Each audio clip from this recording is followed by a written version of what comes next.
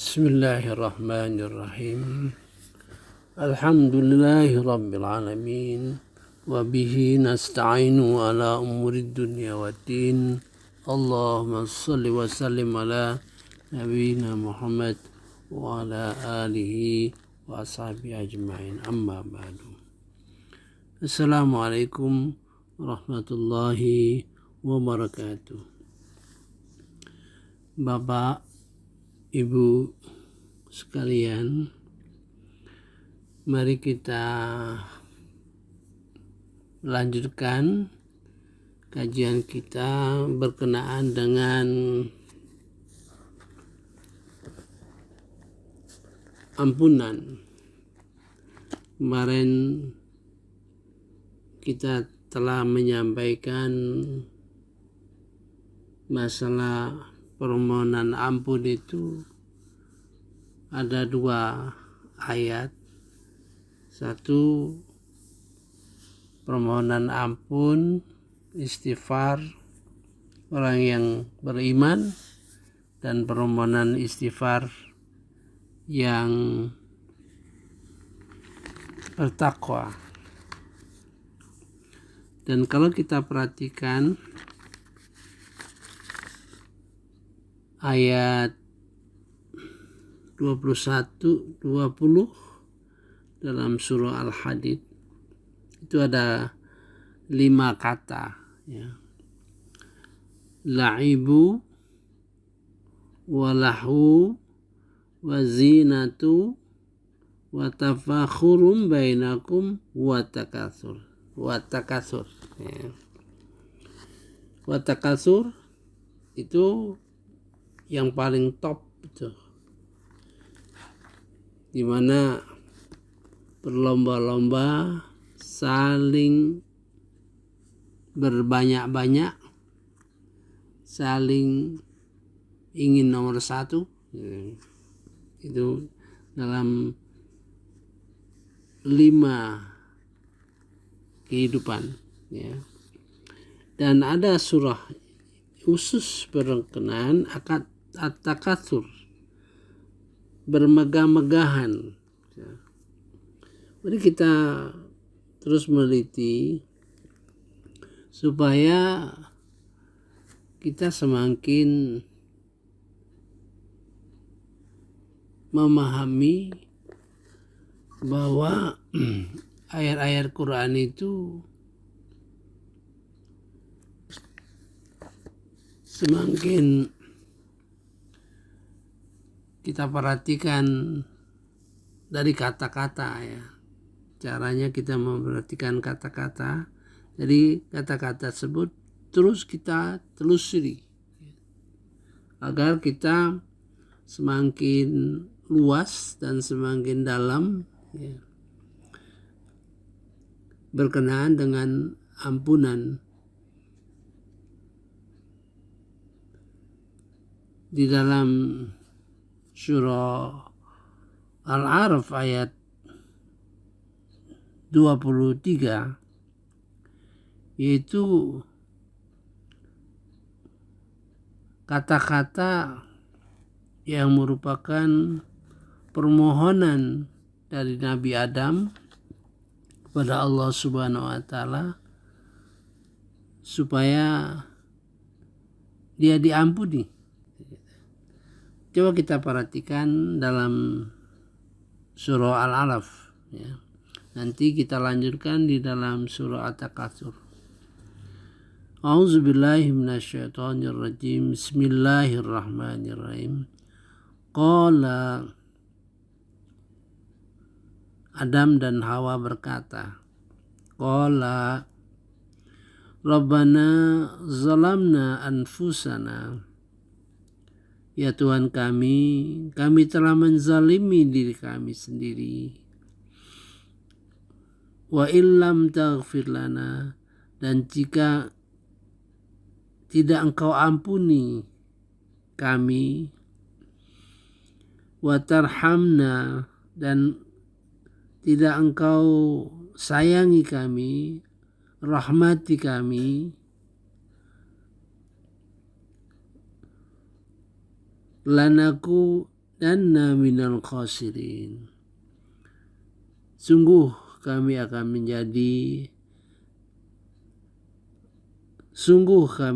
menjadi orang-orang yang merugi. Kata rugi itu sudah saya jelaskan ya. Jadi itu berkenaan dengan hari akhirat. Dua kata. Kalau tidak beruntung, rugi. Ya. Artinya kalau tidak beruntung, rugi, ya masuk neraka. Nah, kita perhatikan lagi. Zalamna anfusana. Kami telah menzalimi diri kami sendiri. Jadi dia tahu. Maka di dalam istighfar itu kita mencoba mengenali kesalahan-kesalahan kita yang sifatnya menzalimi diri kita sendiri. Sedapat mungkin kita mengenali kesalahan-kesalahan kita gitu. Semakin lama semakin halus ya. Mungkin kita pada tahap awal tidak merasakan bahwa itu suatu kesalahan, misalnya suatu kejadian atau tindakan kita merasa nggak bersalah gitu. Tapi nanti semakin halus merasa bahwa itu merupakan, walaupun mungkin tidak 100% kesalahan orang, tapi pasti ada sedikit banyaknya merupakan kesalahan-kesalahan kita gitu, ya. Itu supaya kita melakukan muhasabah dalam berusaha memperoleh ampunan daripada Allah Subhanahu wa taala. Ini satu yang.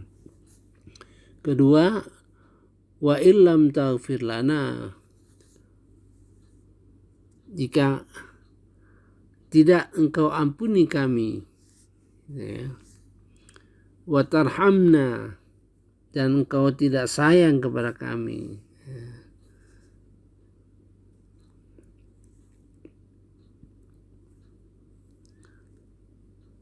pastilah kami rugi. Nah, di dalam berusaha kita mencari kemungkinan kita menzalimi diri kita itu, maka kita terus menyelusuri ayat-ayat Quran yang berkenaan dengan kezaliman, ya, yang mengakibatkan kita zalim. Karena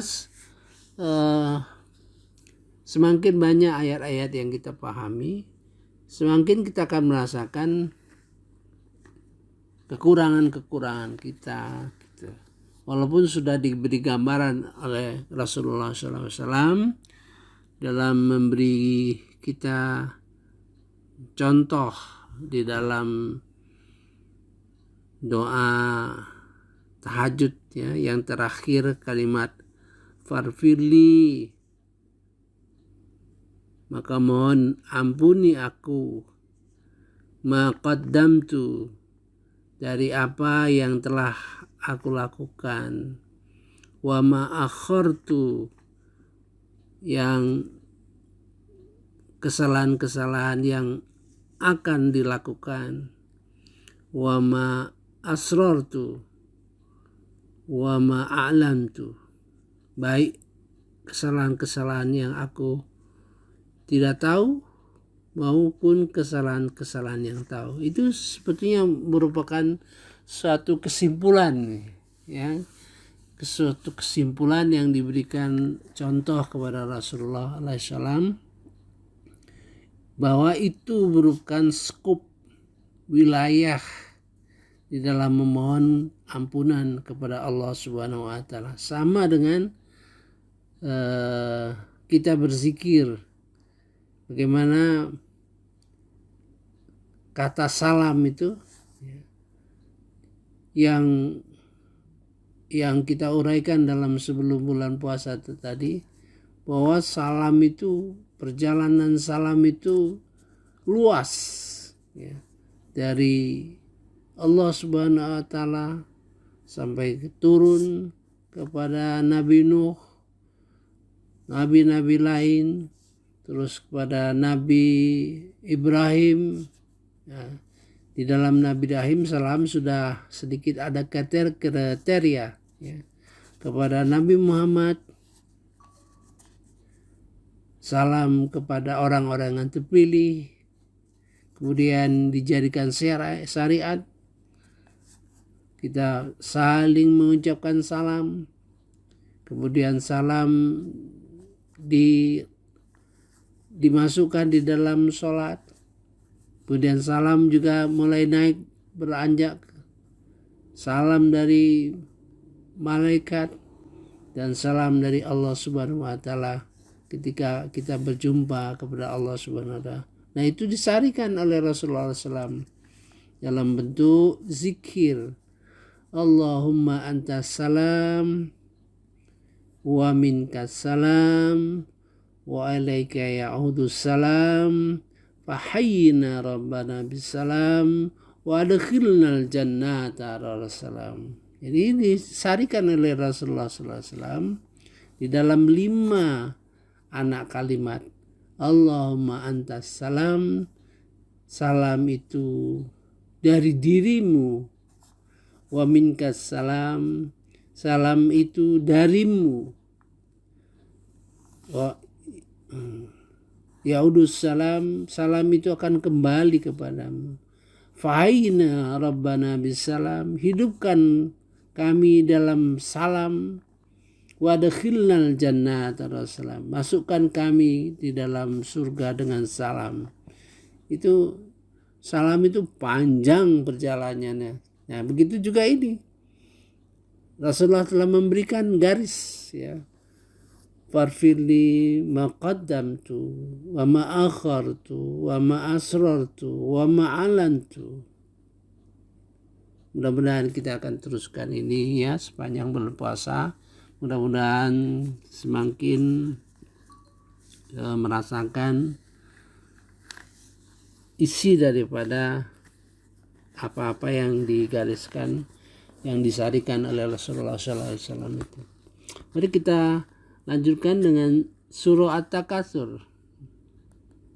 Ini surah At-Takatsur ini merupakan surah yang menjadikan kita selalu waspada ya. A'udzubillahi minasyaitonirrajim. Bismillahirrahmanirrahim. Alhaakumut takatsur. Bermegah-megahan telah melalaikan kamu. Ini kita lihat ya. Ada kata-kata alha. Alha itu terkait dengan lahud ya. Dari kata asal katanya laha. Laha ya. Laha itu dari kata lahud, entertainment atau permainan atau hiburan ya. Itu hiburan. At-takatsur asal katanya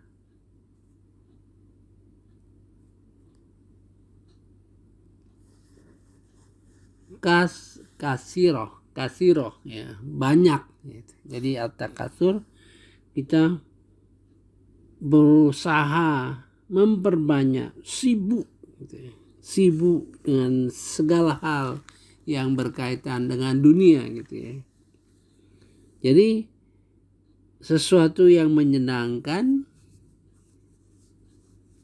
saking itu senang sehingga kita lupa terhadap apa-apa yang mesti kita lakukan. Ibarat orang senang mancing ikan, saking senangnya mancing sehingga lupa saat-saat yang kita seharusnya melakukan sholat dan sebagainya gitu ya. Jadi alhaakumut takatsur, jadi kumut, bermegah-megahan telah melalaikan kamu ya.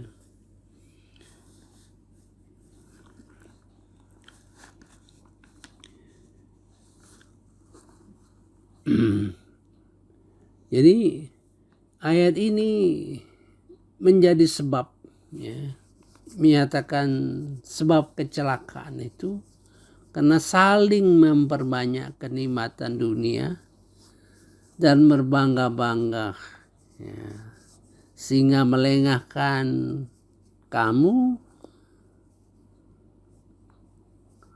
sampai melengahkan kamu karena enggan kalah bersaing. Kamu telah menziarahi kubur-kubur leluhurmu ya, untuk membuktikan keunggulan kamu, atau kelengahan itu berlanjut sampai ajal menjemputmu. Itu katanya ya. Hatta zultumul maqabir, sampai kalian mendatangi kubur. Jadi ini sejarahnya ada dua kelompok masyarakat yang saling bersaing ya. Sampai ke kuburan pun mereka bersaing ya. Sampai mereka berziarah ke kubur itu mereka bersaing, katakanlah aku mungkin kalau sekarang ya terlihat sekarang mulai kuburan pun orang berlomba-lomba ya. Kuburan pun orang berlomba-lomba. Jadi hatta zurtumul maqabir, ada dua pengertian di sini. Sampai mereka datang ke kuburan ya, berziarah ke kuburan, itu pun masih bersaing ya. Dan arti yang kedua, hatta zurtumul maqabir, sampai kamu masuk kubur, berhenti ya gitu.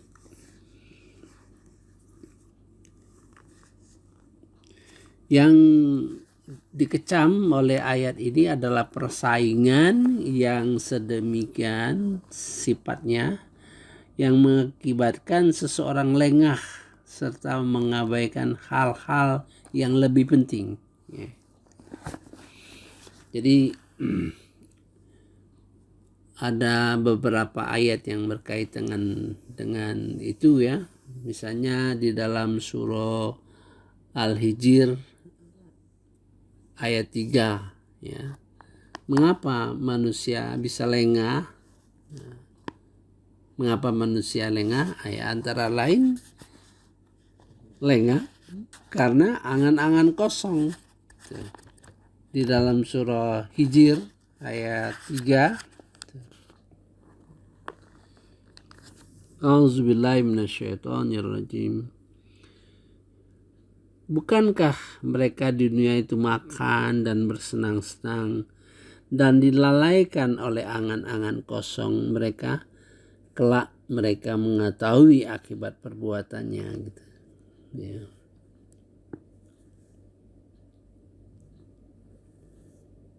A'udzubillahi minasyaitonirrajim. Bismillahirrahmanirrahim. Zarhum ya'kulu wa yatamatta'u wa yulhimul amal fasawfa ya'lamu. Biarkanlah mereka di dunia ini makan dan bersenang-senang dan dilalaikan angan-angan kosong mereka. Kelak mereka akan mengetahui akibat perbuatannya. Bisa saja angan-angan iblis itu kan selalu memberikan angan-angan kosong kepada kita. Misalnya nanti aja, sekarang masih muda ya, nanti bertobat, kira-kira begitu. Sehingga berangan-angan itu terus digaungkan. Nanti kalau sudah umur 50, nanti saja umur 60 gitu. Nanti saja umur sampai 70 kan, supaya karena akhir yang baik itu, walaupun bagaimanapun akhir yang baik itu merupakan yang penting. Nah, Angan-angan seperti itu yang akan menjebak kita.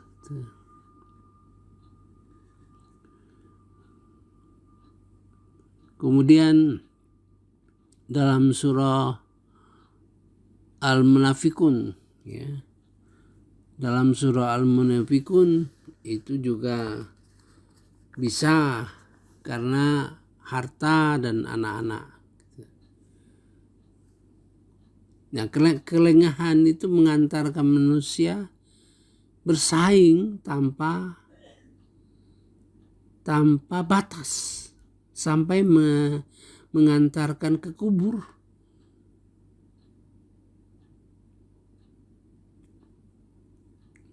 Sampai mereka meninggal baru berakhir, ya.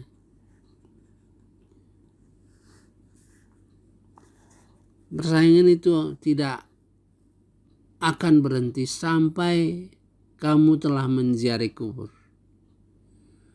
Sampai di kubur pun, yaitu sampai mati. Banyak memupuk harta dan memperbanyak anak, membanggakan anak. Apabila motivasi persaingan itu, ini tidak akan berakhir kecuali kematian. Karena persaingan itu tidak pernah puas, selalu tergambar di benak, di pikiran kita. Harta, kedudukan yang lebih tinggi, banyak pengikut, ya, dan sebagainya.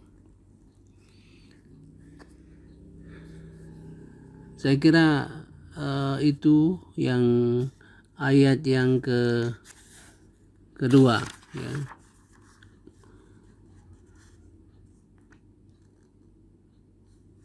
Kita lanjutkan dengan ayat yang ketiga, keempat. Kalla saufa ta'lamun, summa kalla saufa ta'lamun. Itu 2 kali, ya. Hati-hatilah, kira-kira, ya. Hati-hatilah, gitu. Kalla saufa ta'lamun, summa kalla saufa ta'lamun, ya. Dua ayat itu. Hati-hatilah, kelak kamu akan mengetahui. Hati-hatilah, kelak kamu akan mengetahui.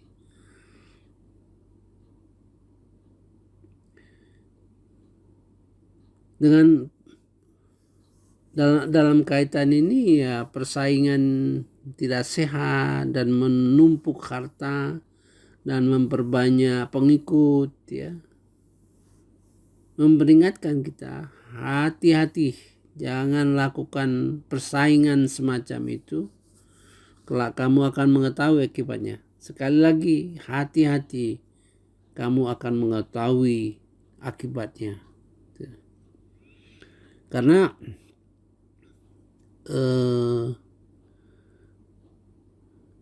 persaingan memperebutkan kemegahan dunia, ya, itu tidak akan membawa kebahagiaan dan kepuasan bagi setiap orang yang terlibat, ya.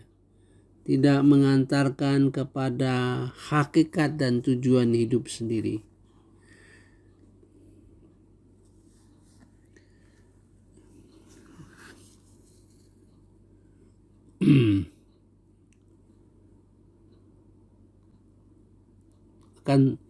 akan tentu pada akhirnya kita akan menemui kekecewaan. Kita lanjutkan lagi. 5, 6, 7, ya. Kalla lau ta'lamuna ilmal yakin. Jangan begitulah. Sekiranya masih juga kau lakukan dan kamu akan mengetahui akibatnya dengan pengetahuan yang yakin.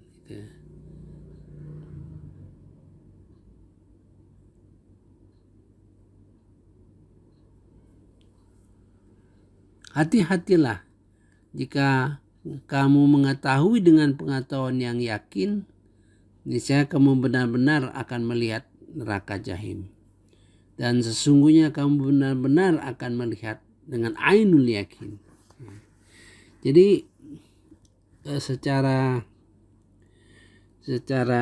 arti ya, kita harus yakin dengan Al-Quran ini secara ilmu gitu. Dan kalau sudah diberitahu seperti itu ya kita harus yakin secara ilmu.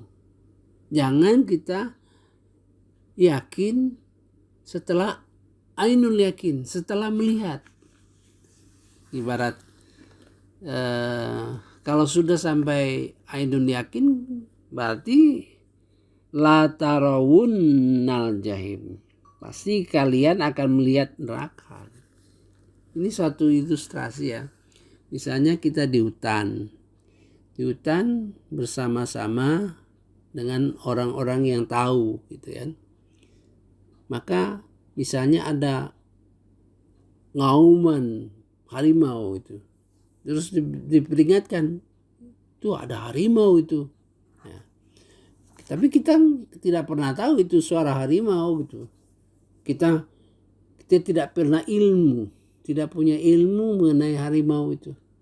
Dibandingkan orang yang punya ilmu mengenai harimau itu, yang mengingatkan kita itu awas harimau itu ada itu. Tapi bagi kita karena tidak yakin bahwa itu suara harimau, kita tidak punya ilmu, kita ingin melihat. Sampai kita tunggu dan lihat itu memang harimau. Nah, gitu.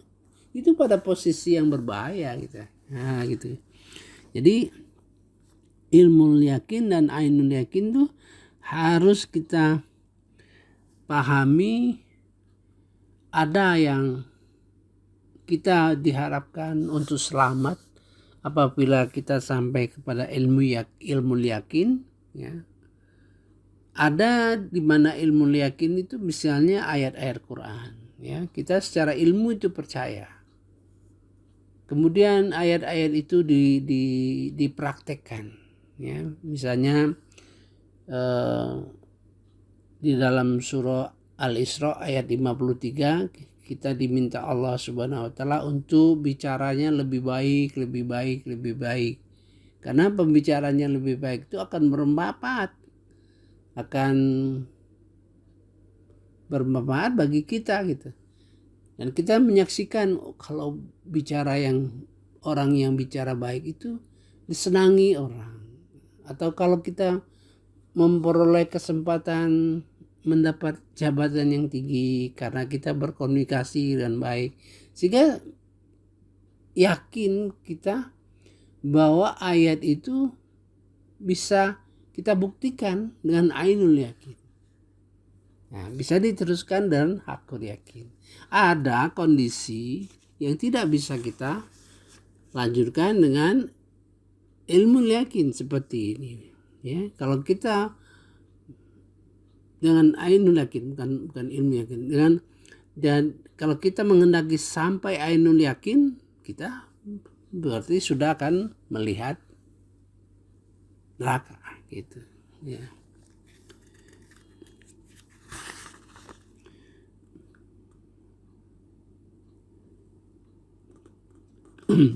Mari kita lanjutkan.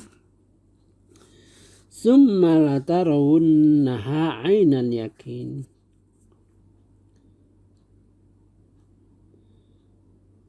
Sudah kita lihat neraka jahanam ya. Kemudian pasti kalian melihat neraka dengan mata penglihatan yang pasti.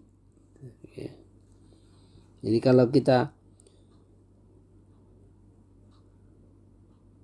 menghendaki keyakinan pada tingkat melihat, ya, maka pasti kita akan melihat neraka dengan penglihatan yang yakin.